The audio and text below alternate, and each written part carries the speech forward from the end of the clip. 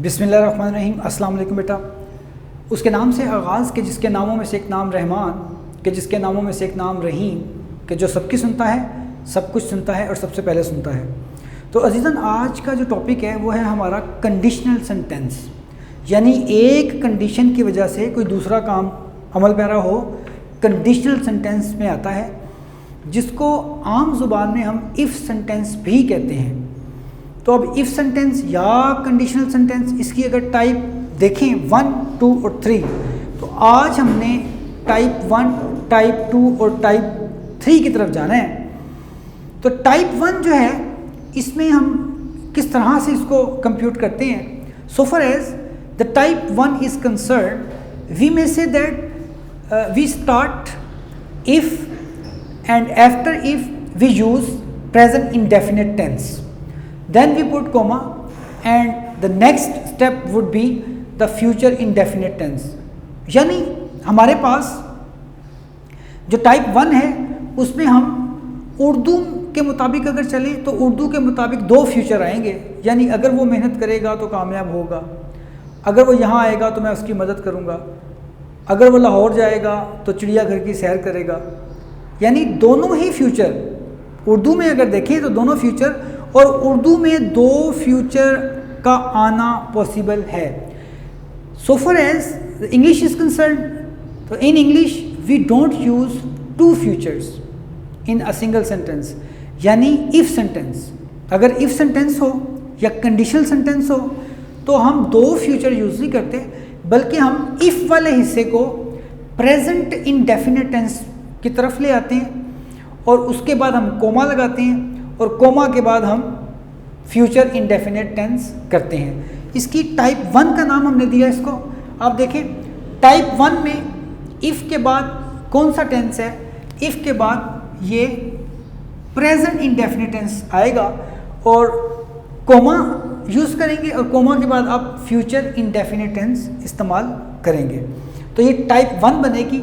इसको याद करने के लिए आपके पास एक ही फार्मूला है कि इफ़ क्लॉज, यानी इफ़ जो वाला हिस्सा है उसको आप V1 के नाम से याद कर लें और उसको टाइप 1 कह दें। यानी टाइप 1 में इफ़ के बाद V1 आता है। ये एक सिंपलेस्ट फार्मूला है जो आपको इंशाल्लाह कभी भूलेगा नहीं। टाइप 1 में आप क्या यूज़ करते हैं, प्रेजेंट इंडेफिनिट टेंस। तो प्रेजेंट इंडेफिनिट टेंस में V1 आता है, यानी फ्यूचर इंडेफिनिट की तरफ देखें तो वहाँ भी V1 ही आता है, फर्स्ट फॉर्म आती है, लेकिन वो शेल और विल के साथ आ रही होती है। तो यहाँ टाइप 1 को याद करने के लिए आपके पास एक फार्मूला बनता है कि आप ये कह सकते हैं इफ़ V1 और आगे विल और शेल फिर V1। तो V1 के 2 अंदाज हैं, दोनों ही लिख लें। एस और ES का हम एडिशन कर देते हैं। अब क्यों करते हैं, ये बात बड़ी क्लैरिटी के साथ हम बयान कर चुके। If subject comes from third person singular then we add S और ES with the first form of the verb. तो यहाँ देखें टाइप 1, तो टाइप 1 में हम क्या यूज़ करेंगे, V1 यानी प्रेजेंट इंडेफिनिट टेंस और आगे फ्यूचर इंडेफिनिट टेंस। यहाँ ये बात का ख्याल रखना है, अगर इफ़ या व्हेन से फिक्रा स्टार्ट हो जाए तो वो कंडीशनल कहलाता है। तो जब वो कंडीशनल कहलाता है तो यहाँ if you don't use comma between 2 sentences then you will be considered technically unfit. अगर आप का पेपर मार्क किया जा रहा है और आपने इफ़ से या व्हेन से फिक्रा शुरू कर दी है, तो आगे अजीज़ान आप अगर कोमा नहीं लगाएंगे तो ये गलती हो जाएगी। इस गलती से बचने के लिए आपके पास एक और तरीका है। आप इसको देखें कि फ्यूचर इंडेफिनिट टेंस और इफ़ के बाद प्रेजेंट इंडेफिनिट टेंस।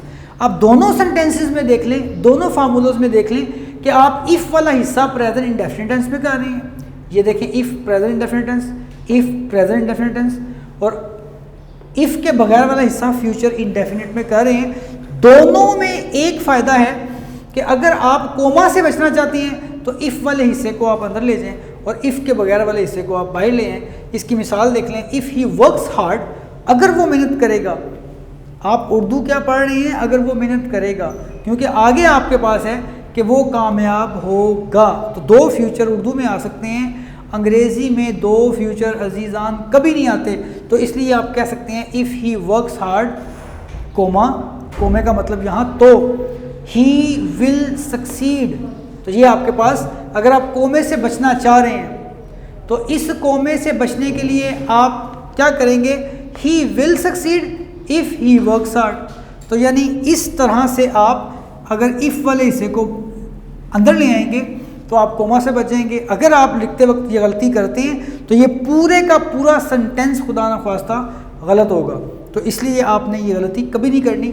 और अक्सर हम एडवाइस करते हैं कि जब आप सेल्फ राइटिंग करें तो इफ़ से या व्हेन से फ़िक्रे को स्टार्ट कोशिश करें कि ना करें।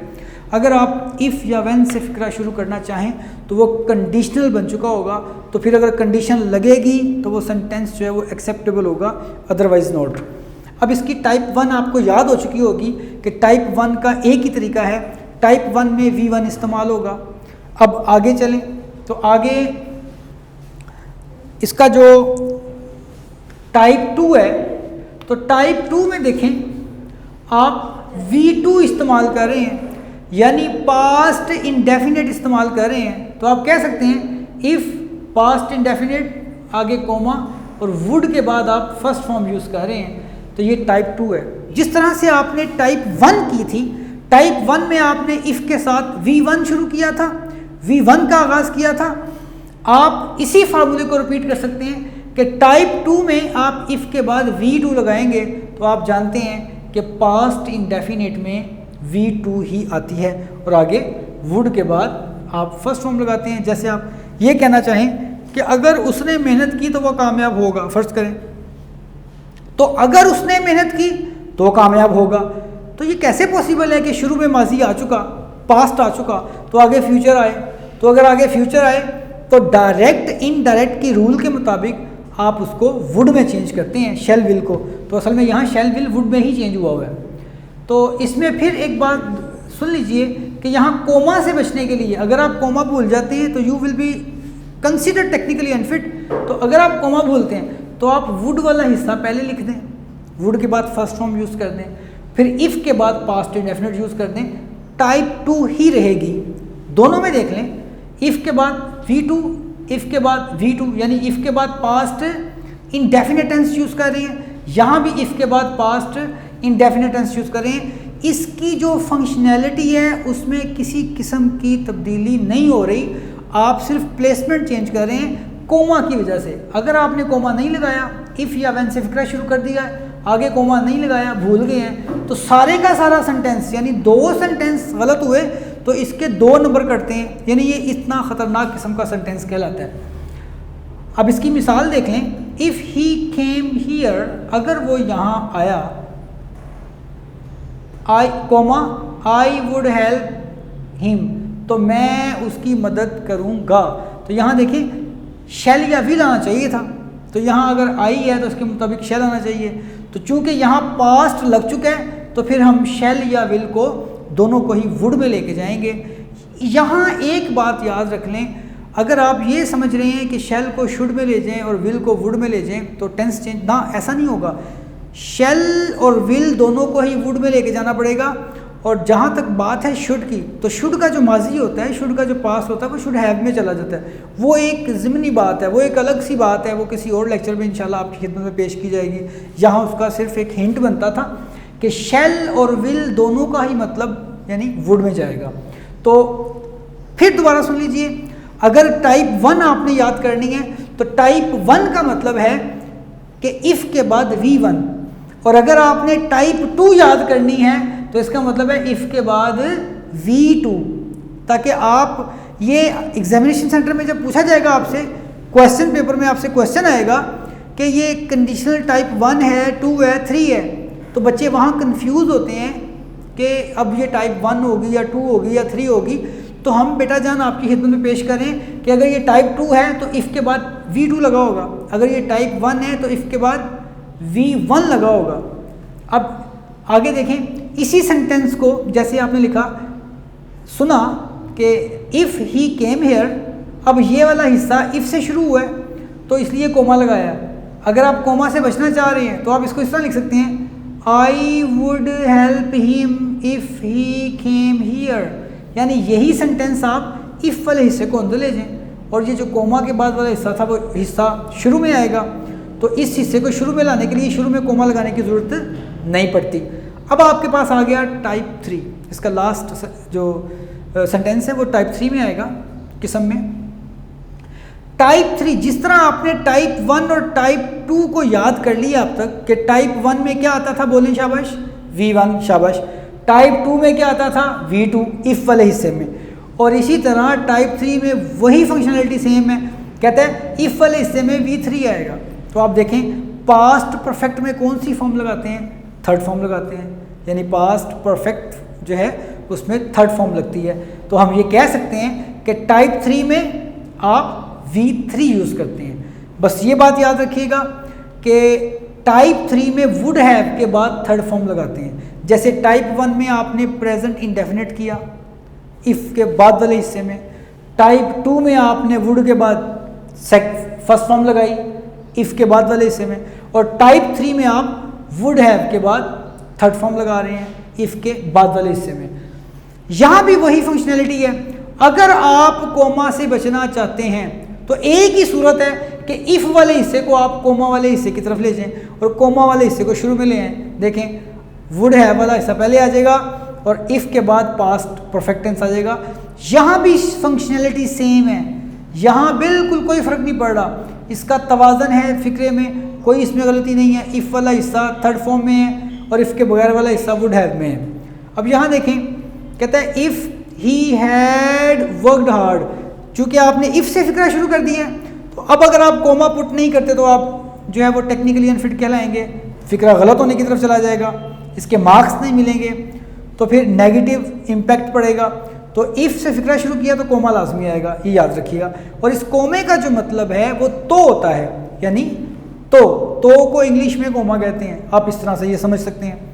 तो if he had worked hard, अगर वो मेहनत करता, ही वुड हैव सक्सीडेड, तो वो कामयाब हो जाता। अब यहाँ देखिए अगर हमने कोमा से बचना है तो फिर हम क्या करेंगे, हम वही काम करेंगे जो V2 में किया और V1 में किया। हम इफ़ वाला जो हिस्सा है उसको अंदर ले जाएंगे और कोमे वाले हिस्से को बाहर ले आते हैं। तो he would have succeeded, he would have succeeded if he had worked hard. यहाँ भी फंक्शनलिटी सेम है।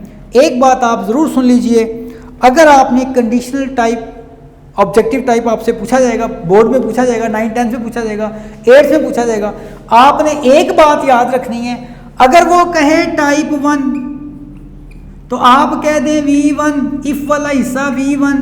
ये इसकी आइडेंटिफिकेशन बता रहा हूँ कि सेंटेंस का नाम पूछेगा तो आपको उसका जवाब आ जाएगा। अगर वो पूछे टाइप 2, अगर वो पूछे टाइप 2 तो आप कह देंगे कि इफ़ वाला हिस्सा V2। अगर वो पूछे टाइप 3, कंडीशनल टाइप 3 है, तो आप देखेंगे आप क्या कह देंगे, इफ़ वाला हिस्सा V3 है। यानी ये आपने इस तरह से याद करेंगे तो इंशाल्लाह आपको हर तरह से आसानी होगी याद करने में, कभी भूलेगा नहीं। बेटा जान आपका बहुत शुक्रिया। अल्लाह पाक आपको और आपके वालिदैन को और उनसे मुंसलिक तमाम लोगों को हर तरह से हर जहान में आसानियाँ अता करे। अस्सलामु अलैकुम व रहमतुल्लाहि व बरकातुहू।